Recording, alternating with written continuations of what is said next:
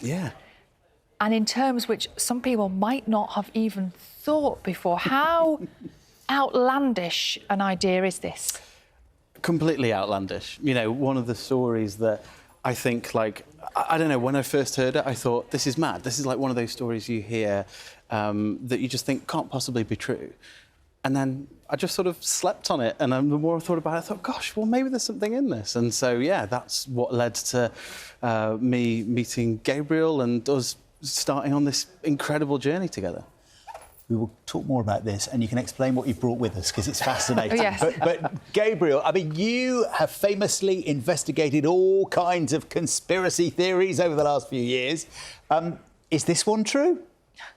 Well, I mean, that's what I thought when Ed first came to me and told me this wild tale about his granddad and the CIA. I thought, you know, classic conspiracy theory territory. Here we go. So I said to Ed, look, send me an email, write down everything you know about this story, and I'll have a look into it. And the trouble was that every time when I started looking into it, I started pulling at the threads.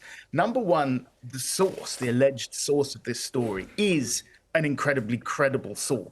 Incredibly credible, that doesn't work, does it? But you know what I mean. Very credible source. He was a serving senator during the World Cup. He served on Senate committees that got classified briefings from the CIA. Okay, fine, I thought. I tried every time, well, while investigating this, and you'll hear this in the podcast if you listen to it, we try to knock it down all the time. We try to think of all the other more reasonable explanations for why Gordon Banks got ill.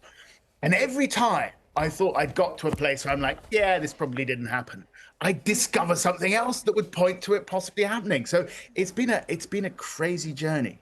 And Ed, for people who are watching this morning who don't know anything about this particular game, why would it be so important for your granddad to perhaps not be 100%? Well, I think that it's just that, you know, this was the World Cup that, you know, England came into it, the favourites alongside Brazil, world champions, of course. Yes. And my granddad had just made that save against Pele in the group stages. And so I think that it's sort of one of those key moments, as we all know, as England fans, knockout football, anything can happen. And so just, you know, one bit of bad luck maybe, and all of a sudden that's it. The dreams of the team are absolutely shattered. So, you know, that's kind of what led to this moment. Like, was this the start of the curse of English football? You know, it's compelling, isn't it? Oh, compelling. Oh, very good. Love it. Did your granddad, did he ever talk about this theory? Did he think he was poisoned? He used to say something dodgy went on in Mexico. Yeah, he never knew what, and he had no sort of ideas or theories. I think he heard lots of things over the years.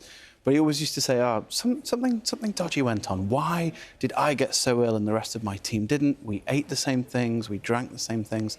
And so, yeah, he was always sort of vaguely suspicious. To be honest, as a family, we all kind of just thought, all right, Grandad, OK. Well, you thought it was an excuse. Well, you know, never mind. You know, did you go out for some late night taco somewhere and it all went a bit wrong? But no, and so, yeah, it's kind of sad that, you know, it was after he passed away that somebody else told me a story and I went, oh, well, maybe that's right. So.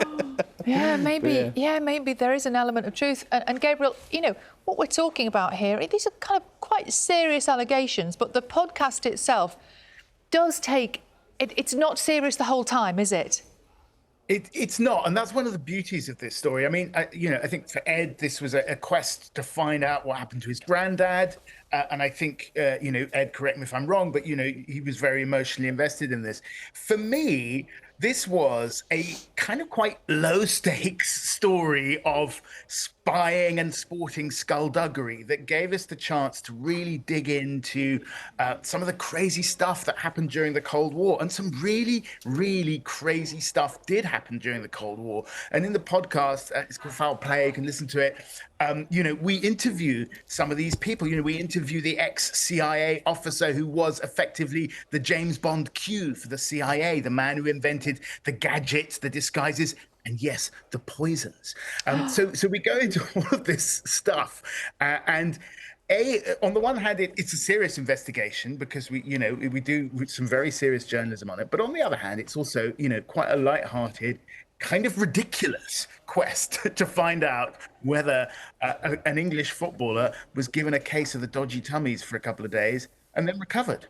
I love the fact, just seeing those pictures, that the two of you head off Yes. to Central America to do this investigation. But there you are, eating street food and loads of tacos. You didn't get ill, did you? I didn't. No, Good. no. Sadly, or maybe not. You know.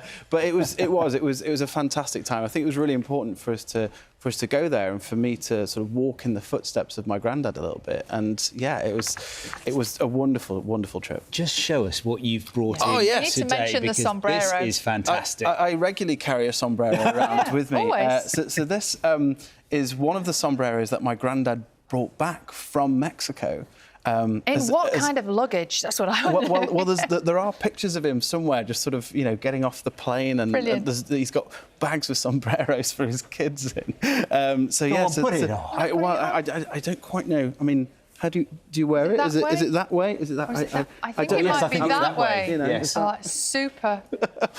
Did you wear that while you were investigating in the back streets of Mexico? Sadly not. I don't know. It might have been a bit too obvious. I don't know. But how fantastic to have that, and of course, Yeah, well, so this was this was amazing. This is something that I think we found fairly recently, which was a medal that he was presented with at the 1970 Olympics, at the 1970 World Cup, and actually that. Obviously England famously got knocked out, so I'm assuming that's a participation award. Well done for trying. Yeah, well done for trying. Here you go. Here's a lovely medal. So, Wow. There we go. I wonder what he would think of the fact that you're off making a podcast about his dodgy tum.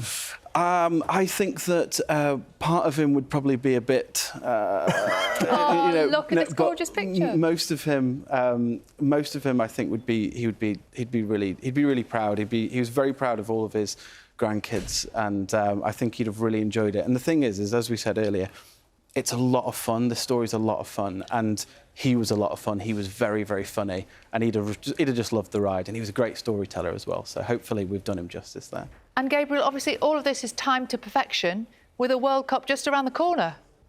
Yes, indeed. World Cup in Mexico and the United States. It's kind of timely, but it is also kind of serious. I mean, I've gone backwards and forwards on it, as I said.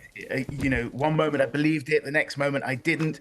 But when I started this with Ed 3 years ago, and Ed will corroborate this, I never in a million years we thought we would amass the mountain of evidence that we've collected in archives from London to Mexico City and the American Midwest, the mountain of circumstantial evidence that goes to show that this crazy story might have happened.